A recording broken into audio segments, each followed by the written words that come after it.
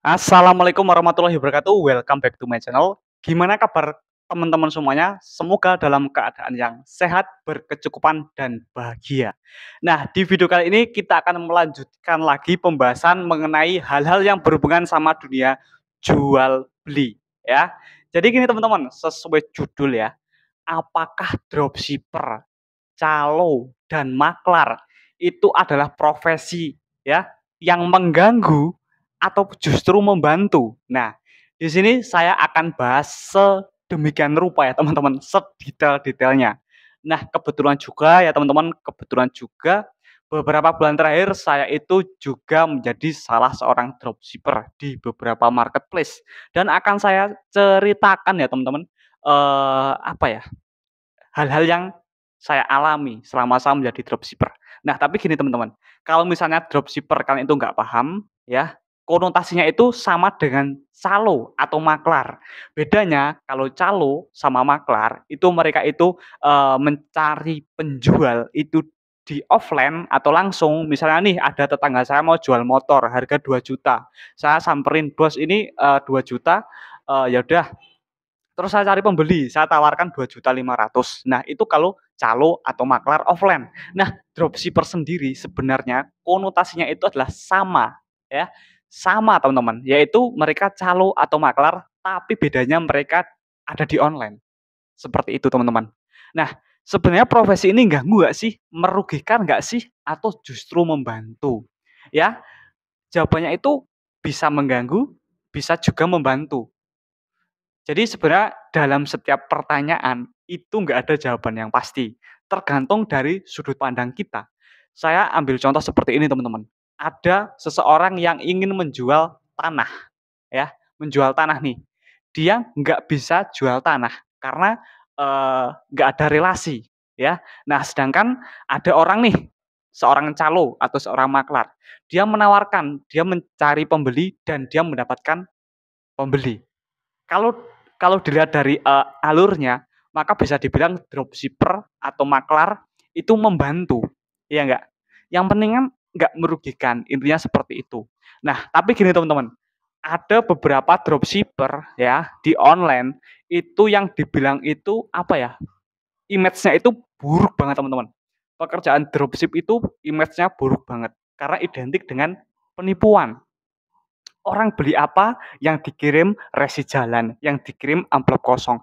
Nah, itu sebenarnya juga ada penjelasannya, teman-teman. Nah, jadi gini nih, bagi kamu nih yang pernah berbelanja di online, kok tiba-tiba kamu misalnya kalian berbelanja produk tas atau produk fashion, yang datang kok amplop kosong. Nah, kalian jangan langsung, komplain terlebih dahulu. Karena apa? Karena mungkin kan belanjanya sama dropshipper, ya, sedangkan dropship itu kan mengganti kurir. Yang dimasukkan itu bukan apa ya, bukan nomor yang sesungguhnya, melainkan nomor dari supplier. Nah, sehingga kadang mereka itu istilahnya apa ya, nembak resi ya teman-teman. Kalau ya kalian yang belum pernah jualan online mungkin bingung ya sama apa yang saya katakan. Tapi kalau kalian pernah atau kalian seorang dropshipper, ya pastinya udah paham ya.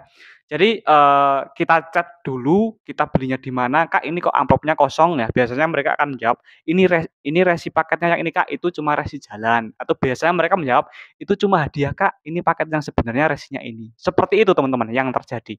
Nah gini, dropshipper ya, saya saat menjadi dropshipper di Tokopedia, di Shopee, di Lazada, itu banyak sekali teman-teman, saya itu mendapatkan apa ya, message ya, di chat saya, di WhatsApp saya, "Mas, ini produk saya nggak mengizinkan gambar saya diambil, tolong dihapus ya." Itu yang tegurannya halus, yang tegurannya kasar juga ada, bahkan banyak ya teman-teman. "Woi, kalau mau jualan yang kreatif woi," kayak gitu teman-teman. Pokoknya banyak sekali teguran yang masuk. Nah, sedangkan gini teman-teman, misalnya ini adalah seorang supplier ya, anggaplah ini supplier batik ya, merek Ardana misalnya. Ini ada batik Ardana. Nah, sedangkan saya itu dropshipper. Saya mengambil gambar dari sini ya, lalu saya jual di toko saya. Nah, setiap saya mendapatkan orderan, saya juga ordernya di toko Ardana ini, batik Ardana ini, ya. Jadi intinya itu adalah apa ya? Nggak ada yang dirugikan. ya. Batik ini misalnya, toko Batik Ardana, harga produknya itu 100.000 per batik, per baju batik ya, 100.000. Nah, sedangkan saya mengupload produk ya, saya mengambil data produk ini, saya jual dengan harga 125.000 misalnya ya. Nah, terus ada orang yang membeli ke saya 125.000, untung saya 25.000 ya kan. Terus otomatis Batik Ardana dengan menjual harga 100.000 itu dia juga sudah mendapatkan keuntungan, ya nggak? Jadi sebenarnya kalau misalnya kamu seorang supplier ya, kamu seorang supplier, terus ada yang dropship produk kamu, itu sebenarnya apa? Kamu mendapatkan karyawan gratisan, teman-teman. Itu yang harus kalian catat. Jadi dropship itu membantu ya, membantu teman-teman. Mungkin gini teman-teman, kenapa banyak sekali, orang-orang yang melaporkan atau nggak suka produknya itu diambil. Karena biasanya dropship itu ngambil untungnya lebih tinggi daripada pemilik barang. Misalnya gini, batik Ardana ya, satu bajunya harganya 100.000, modal seller 90.000 misalnya, untungnya cuma 10.000, sedangkan dropshipper ya, jualnya 150.000. Padahal dia cuma modal copy paste gambar, nyomot. Ya mungkin itu yang menjadi apa ya, salah satu alasan kenapa para seller atau supplier itu nggak mau produknya di dropshipping, karena nggak rela. Nggak rela, ini orang kok nggak nyetok barang, tapi kok modalnya dapatnya lebih gede. Nah, tapi kembali lagi ya teman-teman, kembali lagi. Kalau misalnya kalian berpikir lebih jauh, dropship itu sangat membantu teman-teman ya. Nah gini, dan untuk dropshipper juga alangkah baiknya itu meminta izin kepada pemilik produk supaya apa? Supaya kedepannya nggak terjadi moderasi di toko kalian. Seperti itu teman-teman. Nah, itu adalah salah satu alasan kenapa uh, supplier itu nggak suka produknya itu di dropshipping, nggak suka dicaloin, nggak suka dimaklarin kayak gitu. Ya salah satunya terkadang dropship untungnya lebih gede. Alasan yang kedua, ya, alasan yang kedua ini yang bisa menjadi alasan yang masuk akal nih teman-teman. Saya juga punya beberapa teman yang bermain sebagai seorang supplier besar ya teman-teman, supplier kosmetik, supplier obat ya teman-teman. Dia itu biasanya di gambarnya ya, gambarnya itu menggunakan desain, jasa desain gambar di marketplace itu harganya ada yang ratusan ribu, ada yang jutaan, dan ada yang puluhan juta rupiah per satu gambar teman-teman. Bayangkan, mungkin kalian yang belum pernah jadi supplier, mungkin nggak akan percaya, masa gambar harganya segitu? Nah gini, kalau misalnya kalian membeli produk gambar ya, istilahnya kita pesen sama jasa desainer gambar, itu mereka pengerjaannya itu nggak main-main. Ada uji cobanya teman-teman, ada uji cobanya. Ini kalau gambar seperti ini menarik enggak? Ini gambar ini berbicara enggak? Jadi gambar sama judul produk itu diusahakan bisa berbicara. Jadi bisa dikatakan para desainer gambar ini itu dituntut untuk memiliki ilmu yang namanya copywriting, ya, seni copywriting. Nah, yang mahal di situ teman-teman, karena mempelajari teknik copywriting itu nggak semudah yang kita bayangkan. Itu butuh waktu berbulan-bulan bahkan bertahun-tahun teman-teman ya. Nah makanya kadang wah saya itu membuat gambar ini saya desain loh sama desainer loh, ini 4 juta, sedangkan orang lain nyomot gambar dari saya untungnya lebih gede, nggak modal apa-apa. Mungkin itu yang menjadi salah satu penyebab supplier itu nggak mau di dropshipping, seperti itu teman-teman ya. Jadi ini edukasi untuk seller ya, supplier, dan untuk dropshipper juga ya teman-teman. Nah tapi gini teman-teman, percayalah ya kepada para supplier produk apapun itu, kalau kalian itu di dropshipping, berterima kasihlah teman-teman. Nggak apa-apa para dropship untungnya lebih gede. Yang jelas ya, yang jelas kalau ada orderan kan ngambilnya di toko kalian dan kalian masih mendapatkan keuntungan ya. Dan supplier itu marketnya ada dua.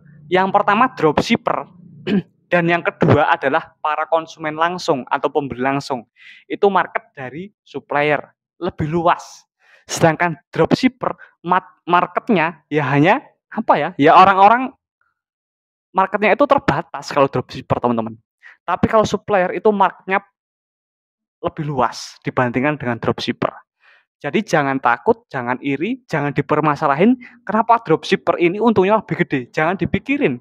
Karena apa? Karena kalau misalnya dropship ini untungnya juga gede ya, otomatis kan juga gede juga untungnya. Karena apa? Karena ngambilnya juga sama kalian. Kiblatnya itu adalah di seller ya, reseller, dropshipper, terus ditambah lagi para pembeli, konsumen, itu kiblatnya adalah ya seller pertama ini atau supplier pertama ini. Seperti itu ya teman-teman. Nah gini, menurut kalian ya para seller, supplier maupun dropshipper gimana dengan penjelasan yang saya sampaikan? Menurut kalian nih, saya punya pertanyaan untuk seller di manapun itu yang bermain di marketplace, kalian suka nggak kalau misalnya produk kalian itu di dropshipping ya? Kalau suka kenapa? Kalau nggak kenapa? Dan untuk para dropshipper, kalian juga bisa, mungkin mau share sesuatu pengalaman yang pernah kalian alami selama menjadi dropshipper, bisa tulis di kolom komentar video ini. Ada tips-tips yang menarik mengenai dunia jual beli, trik-trik marketing, bisa di-share di video ini, supaya kita sama-sama belajar. Makasih buat teman-teman yang sudah menonton video ini sampai selesai. Makasih untuk 40.000 subscribernya dan di 50.000 subscriber nanti saya akan mengadakan giveaway teman-teman. Jadi mohon ya teman-teman, baru yang ketemu sama channel ini silahkan di-subscribe, lonceng diaktifkan dan di-share ke teman-teman dropshipper kalian ya. Oke, makasih teman-teman. See you next time. Sampai jumpa di video selanjutnya.